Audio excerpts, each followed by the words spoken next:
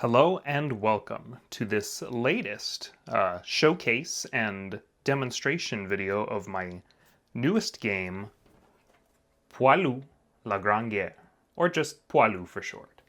Poilu is a man-level survival role-playing game set in the midst of World War I from August 1914 to November 1918 from the perspective of a European French soldier.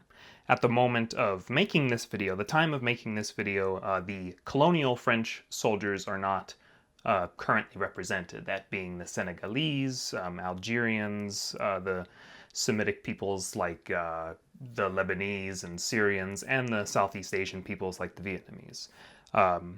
This is a game that I am very excited to present. Much like my World War II tactical level survival RPG Dogface, Poilu is a game that I have wanted for a very, very long time, that I wasn't able to find anything analogous to it to satisfy that want to roleplay as a French World War I soldier, or a Poilu, through from the start to finish of World War I.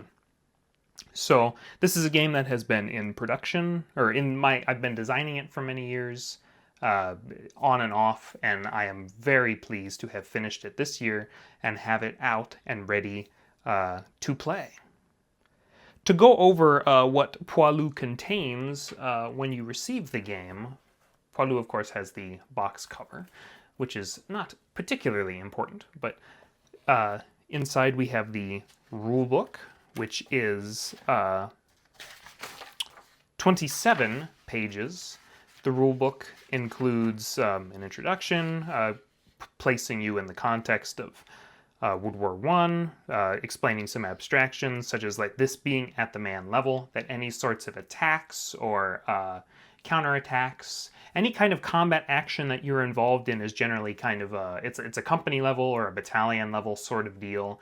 The same holds true for most of the time for patrol missions, those being at the most platoon level actions. The point, though, is that you're not going to be working with hundreds upon hundreds of individual men, even though that's implied in that you can see all of those men around you, your comrades and your enemies.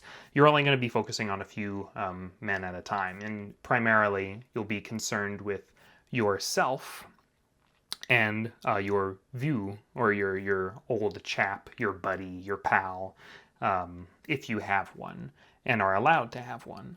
This is a list of terms and abbreviations explaining various French terms. I am not, as a disclaimer, a French speaker, so do forgive me for any inevitable mistakes that I have made in this rulebook as well as in this video.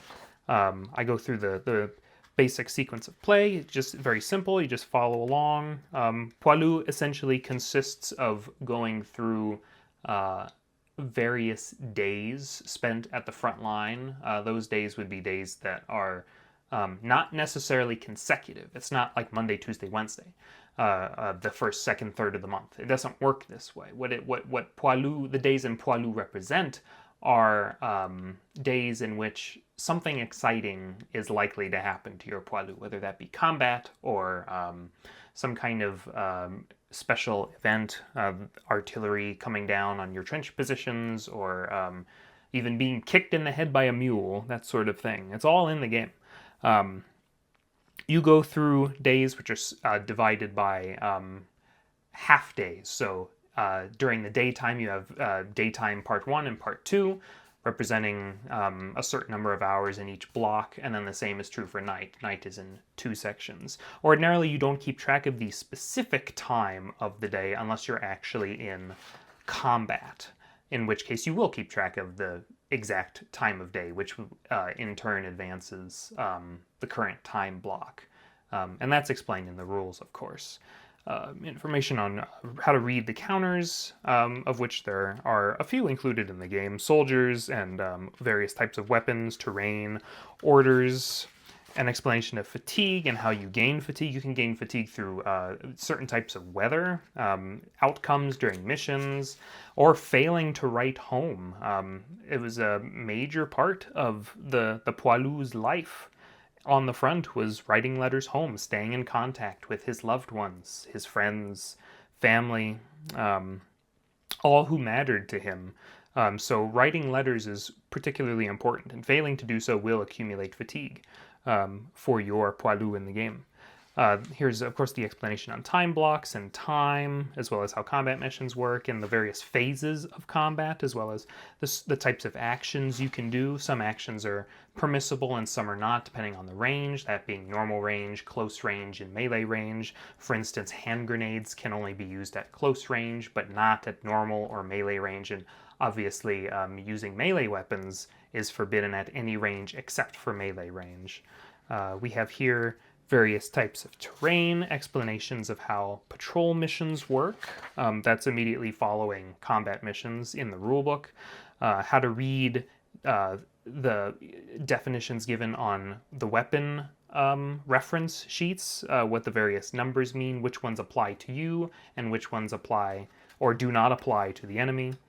That being the Allemands, the Germans.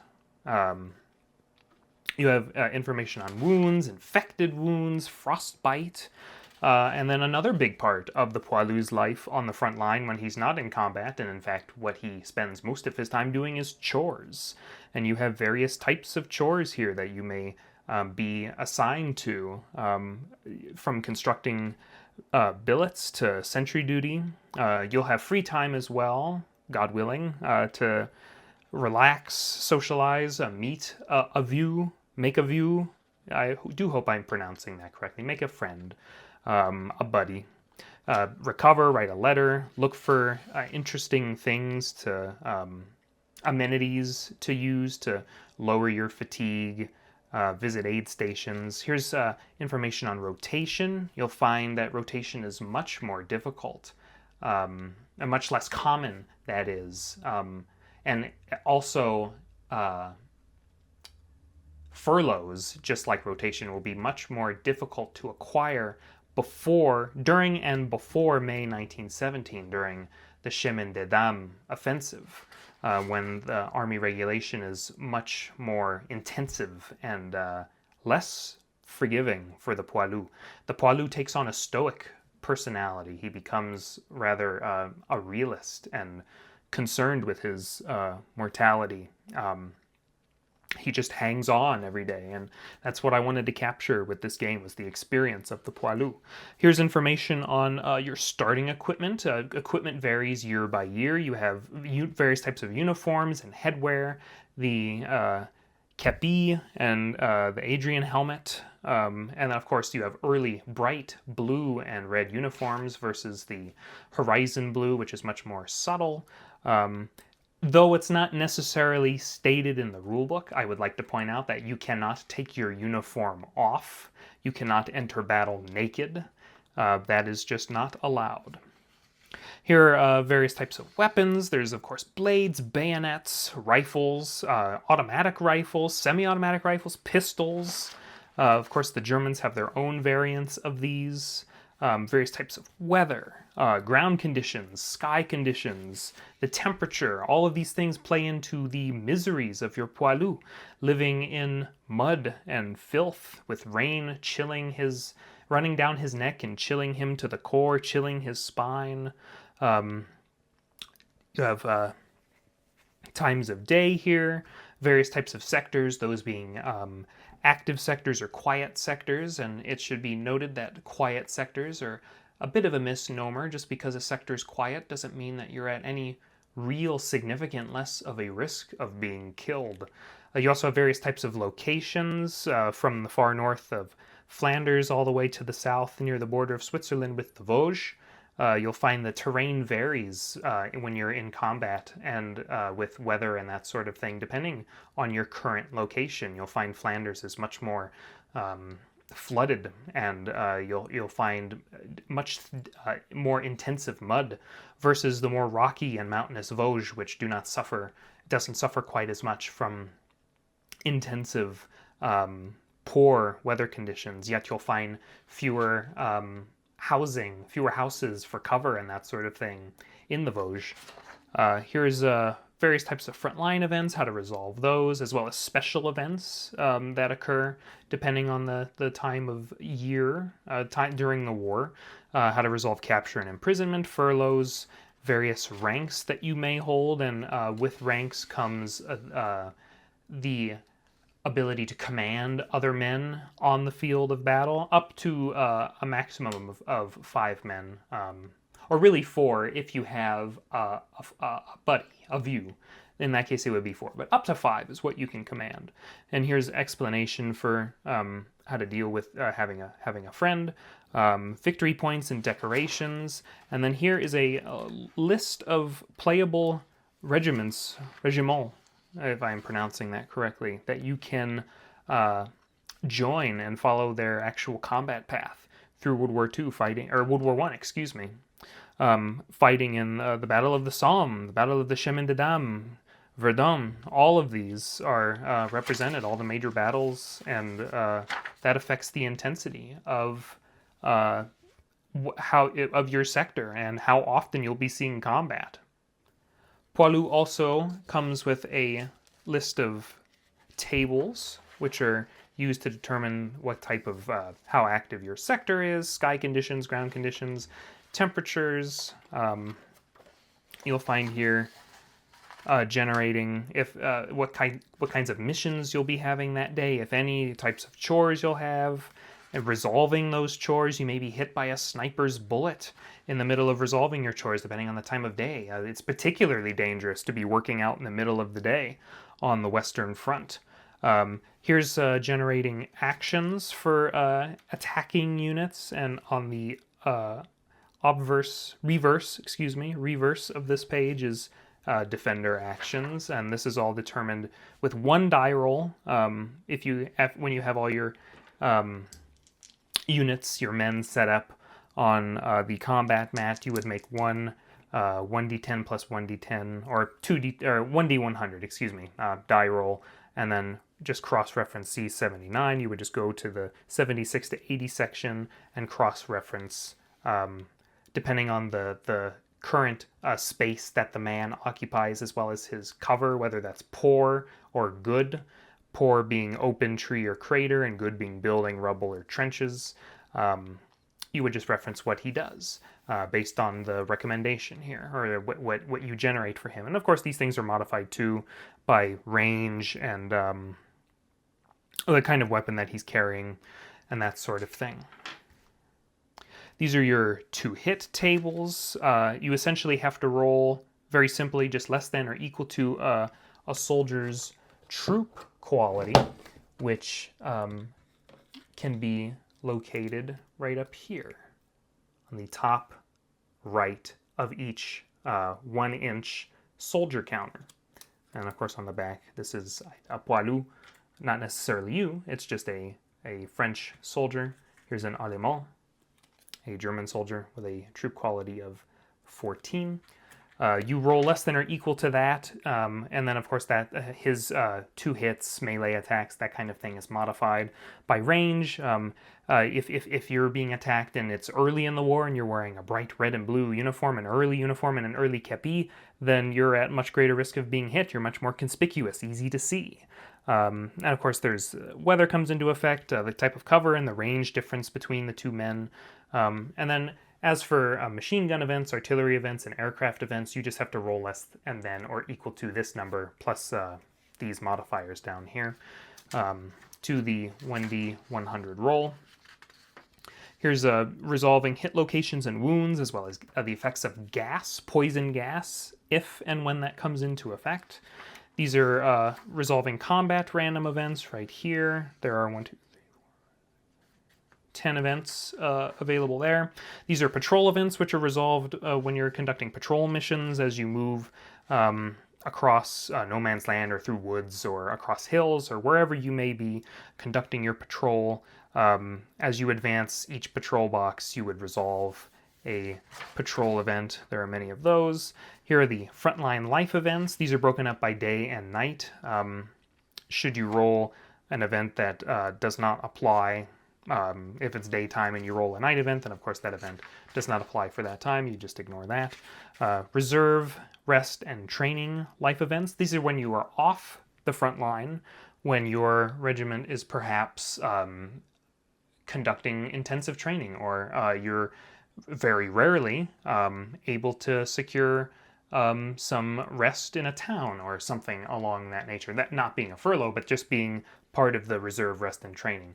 In actuality, at least before the Chemin des Dames offensive, much of rest was spent with calisthenics and exercises and various other military training, physical exercise, that kind of thing. Here's resolving mail from home, which you do while you're not on the front line. Before you return to the front line, you resolve any kind of mail. It may be good news, bad news. These things all affect your fatigue. If you become incapacitated, this is resolution here. You might be, left for hours in the middle of no man's land before you're found, if at all. Here are wound progression tables. You may be hit. Wounds can become infected. You can die from infection. You have recovering from wounds. And then here are some optional tables for determining the year of your Poilu's enlistment. His age at the time, his age in 1914, his height, what bataillon and compagnie he's assigned to, which is this has all been comprehensively researched, and then you can figure out his family, if his mother and father are alive or dead, how many siblings he has, if he's married, how many children he has, and his former occupation before the war. The missions supplement table, or booklet, pardon me, is referenced for generating all the things you need to know for the various types of combat and patrol missions. Combat being attack and counterattack, as well as enemy patrol counts as a combat mission. And then you have your reconnaissance missions, combat patrol and recon patrol. And you will reference patrol modified combat missions if you end up having to engage enemy soldiers during combat and reconnaissance patrols. All these things tell you how to set up for combat, giving you the H hour or your start time, the various attitudes of the participating sides, whether you'll be attacking or defending respectively, placing enemy and friendly units, how many turns there are, how much time advances between turns, what ends the mission, your victory requirements, and any kind of special rules if that applies. Here are the mats included in Poilu. You have the combat mat, in which case you place your soldiers on the attackers or defenders side. You have up to 6 for each. You always occupy the one space with your Poilu counter.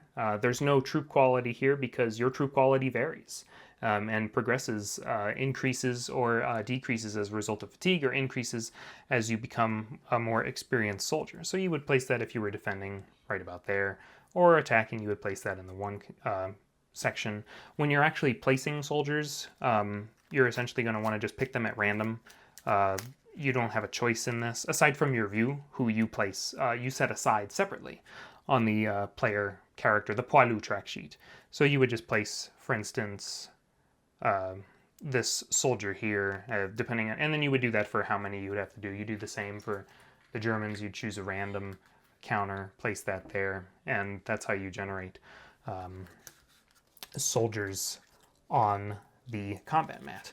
You can keep track of your turns here. The combat mat, of course, has a space for keeping track of casualties and prisoners, any kind of casualties that you yourself inflict, which is used for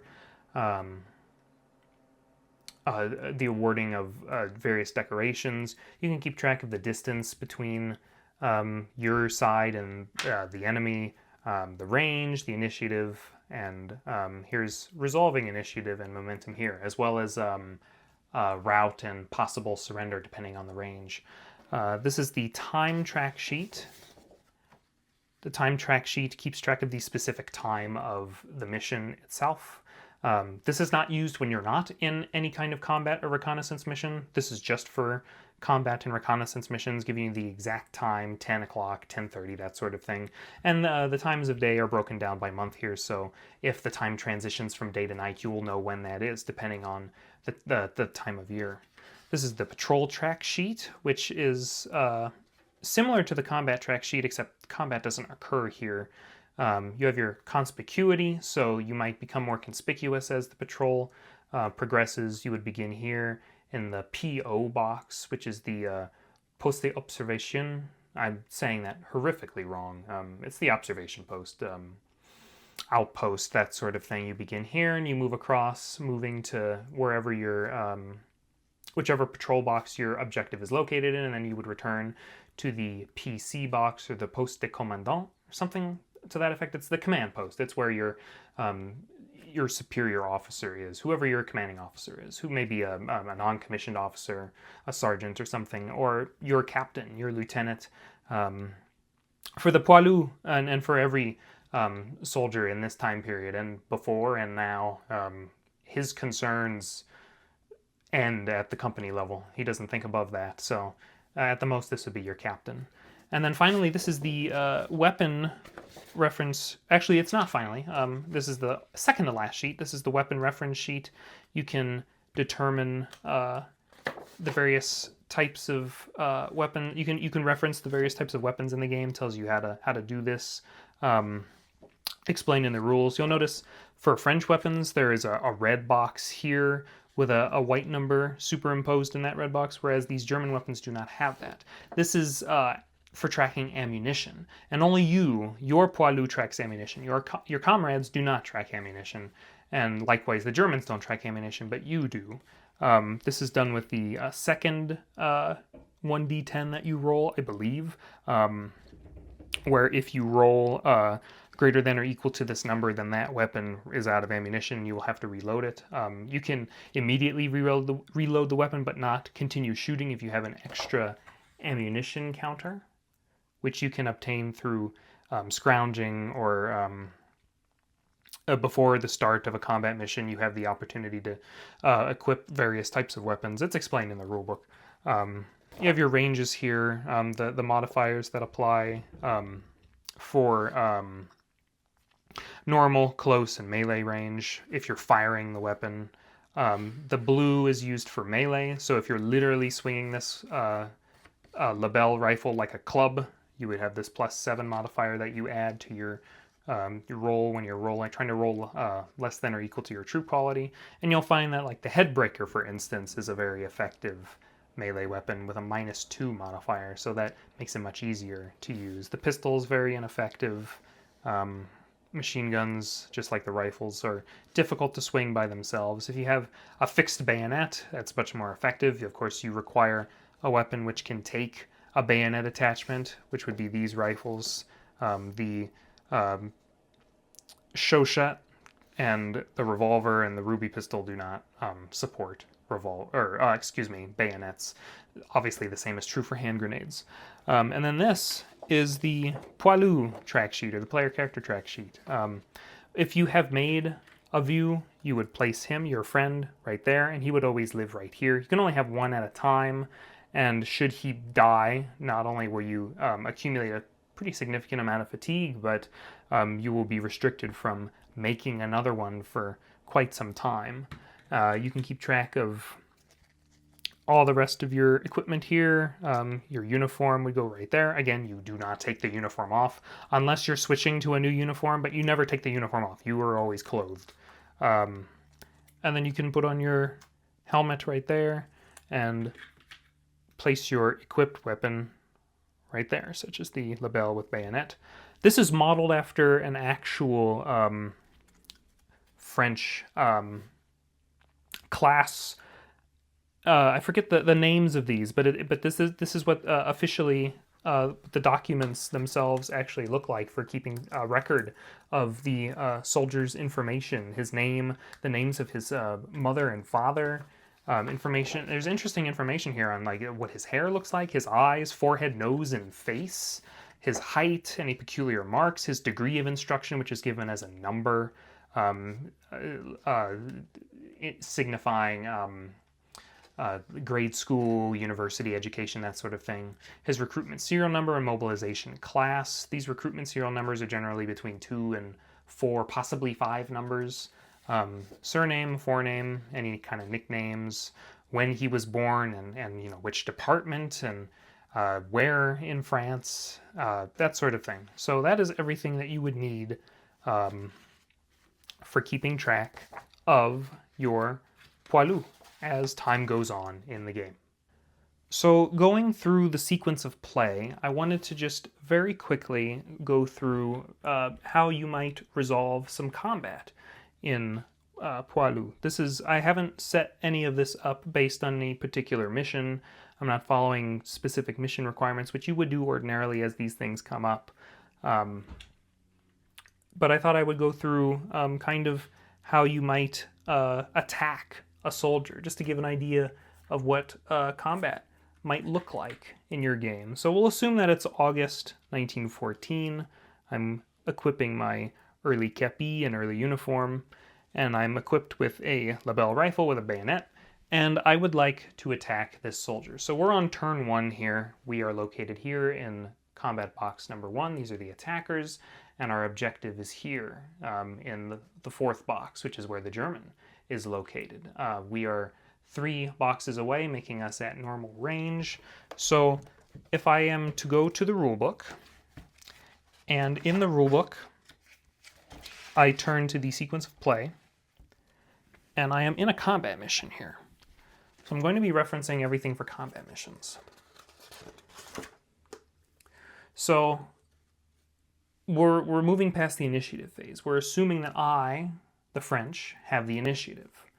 So we're going to perform actions here. So we need to generate each side's soldiers' actions with 1 roll and resolve them in any order. The side that won initiative, i.e. us, goes first for both generation and resolution. So we will go ahead, and because I'm the only one here, let's assume there's another one. Let's assume that Jules is here with us. And he would actually be issued a movement order, and I would already have generated his terrain during the setup phase for or there is no necessarily titled setup phase, but in step 4A, I would have assigned him a move order and already generated his terrain. So we'll just assume that he is in the open, and we'll go ahead and give him a move order. Like that. Okay, so we'll go ahead and generate some actions. So we have the initiative. We're going to go first. I already know what I want to do. I'm going to be demonstrating shooting. So I'm going to attempt to shoot at this German here, which is probably a bad idea because I'm in the open. The German's behind a tree. We're all in the open here. We're charging across some kind of terrain which has very little cover. So I'm going to roll these 1d10s, 1d100 roll. I rolled 38. We're looking here at the action generation, the attacker action generation table. And we'll go down to 36 to 40 because 38 falls between that. My comrade here is in the 2nd box. So we'll go ahead and go to 2, 5. If he was in the 5th box, that would apply to whoever's in the 5th box, but there's no one there. And he's not in good cover. He's actually in poor cover because there's nothing there. So we'll go down to 38. So he has a move order. There's a note here to reference note 3. We need to roll for a new terrain type for the acting soldier if the move action is carried out. Now we will do that if he can actually complete that action. You have to make a troop quality check to see if they're able to actually complete certain actions like shooting, which applies to you as well, and movement, because the desire to take cover in the midst of exploding shells in the air and incoming bullets and that sort of thing is quite strong. So a higher troop quality indicates more willingness to overcome that and to be able to suppress those feelings of fear. Very natural feelings. So we'll We'll go ahead also and check for a random event, a combat mission random event, after we resolve all this. So we do have to resolve all this first. So we'll resolve the attackers first. I'm going to see if Jules is able to move. It should be noted, again, that he has to pass a troop quality check because he's attempting to move. So we will go ahead and find the action move, because I would like to highlight fire weapon. It's on this page. Here it is. So right here, anytime that a soldier is about to carry out a move action at any range except for melee range, and this is true for melee attacks and that sort of thing at melee range, he must first pass a troop quality check. You can subtract 4 from the dice roll if the acting soldier is an officer and or a non-casualty friendly officer is present, because he's a little more inspired in that case. So he has a troop quality of 15. So there's a pretty good chance that he's going to pass this troop quality check.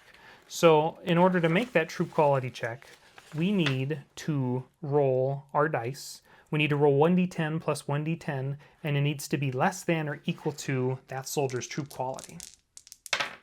So I rolled a 4, his troop quality is 15, he actually can move. So now we'll go ahead, he's in motion, we'll generate his terrain. We rolled 60, it means he is now in rubble. So we'll go ahead and find a rubble counter, and we will place the rubble counter on top of him. So he's now in rubble.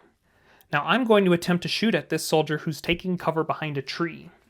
Now again, just like movement, in order to fire a weapon, except at melee range, I have to pass a troop quality check. I can subtract 2 from the dice roll if I'm firing a machine gun, and like movement, I can subtract 4 if I'm an officer, which you cannot be an officer in the game. The maximum rank you can attain is sergeant. Or a non-casualty friendly officer is present. Now there is no friendly officer here. We are all just enlisted men. So, assuming my troop quality is 10, which would be a bit unusual starting in August 1914, since you generally have a lower troop quality than that and you slowly build up. Troop quality is also explained in the rulebook, the equivalence, what kind of experience you might have as a soldier in that case. So I rolled a 12, which means that I would actually have to have I would place a take cover order on top of myself. And that would be my order, because I just was unable to carry out the fire order. Right here, the take cover order. However, for the sake of the video, let's assume that I rolled less than or equal to 10. Or whatever my troop quality is. So we're going to attempt to fire our weapon. Now we have a label with a bayonet attached to it currently. Before a combat mission, you can take your bayonet off. You would just, flip the rifle over like that, and then you would go ahead and go through your weapons, and you would find the blade like that, and just place that in your inventory.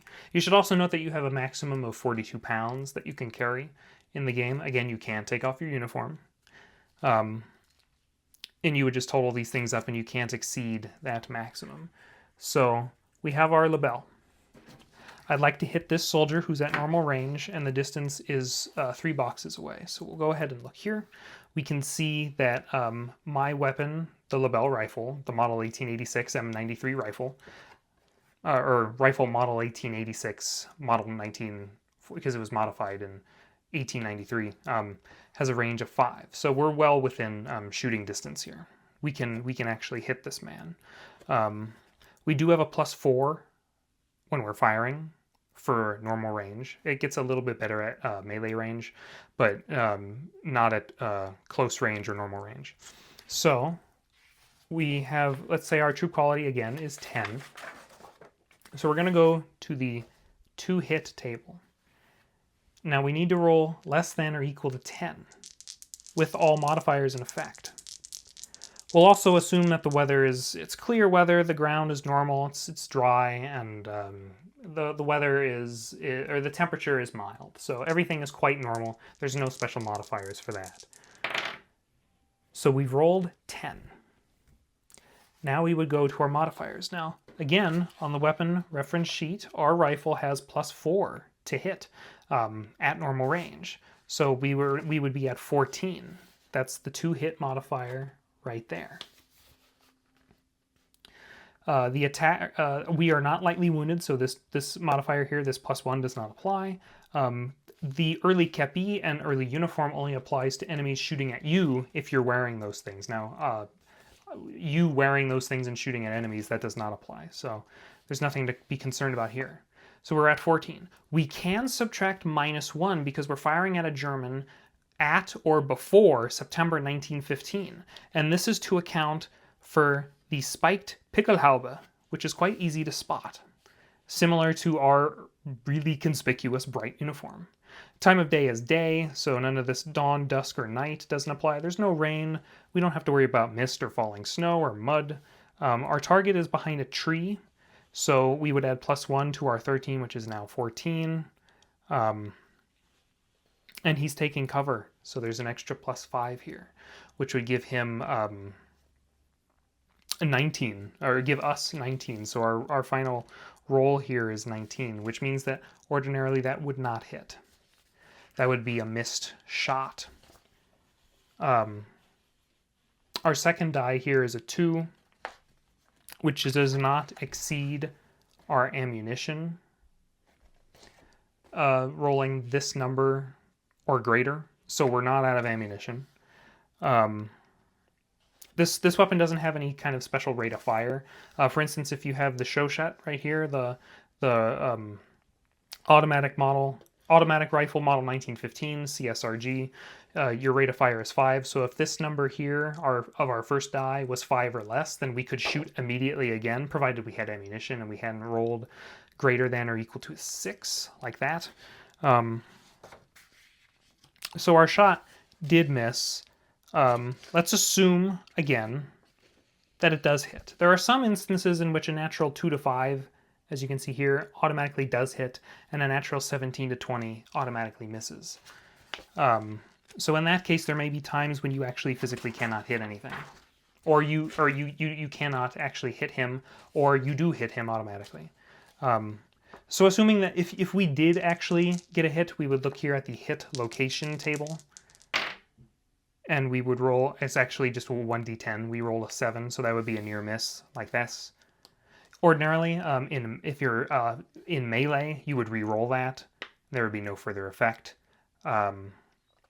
for any other circumstance, but melee, you would re-roll that for a melee hit, because the melee hit that hits is going to do something. It's going to hit you in the head, face, neck, upper, lower torso, left, right, upper limbs, or left or right lower limbs. And then you can resolve anything from grazed here to killed in action. So that's essentially that's the attacker's turn. Let's see what the defenders do. Our one defender, Soldat Eugen, rolled 74. I'd go down here to 74. He's in poor cover because he's occupying a tree, and he's in spot 1, so he receives a movement action. It also says to reference notes 1 and 3. So if we were at melee range, we would treat this as a melee attack. We are not. We're at normal range. And we have to roll for... we'd have to roll for new terrain, too. If he's able, again, if he's able to carry out this movement order, we have to pass a troop quality check again. So we'll keep this on standby. So his troop quality is 7. He has no officers around him, so he doesn't have any kind of beneficial modifier here. So he just has to roll less than or equal to 7 in order to move. Now he rolled greater than 7, so he can't move. And so his action is defaulted to a take cover order. There's nothing he can do except take cover.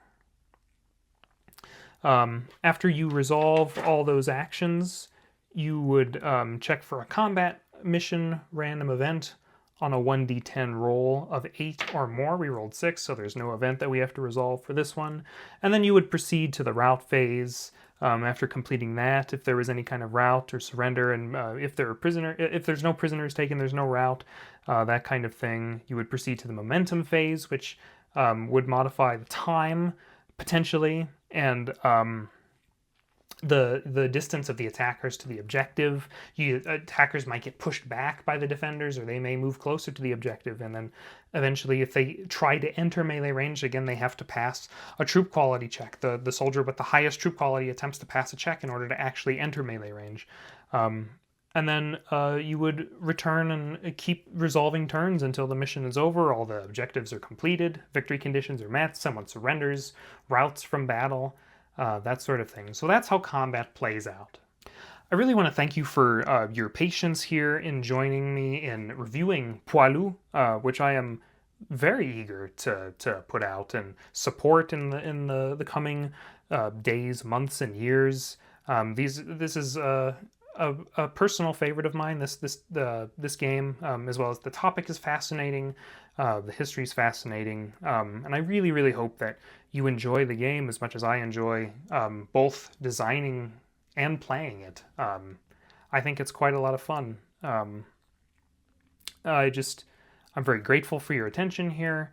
Thank you for watching. If you have any questions, you can, of course, ask in the comments of the video. The game will be available on Wargame Vault, where you can ask questions, as well as on Board Game Geek, where questions and all sorts of fun things can happen. So thank you very much for joining me here, and I want to wish you peace, and very much please take care, and thanks very much.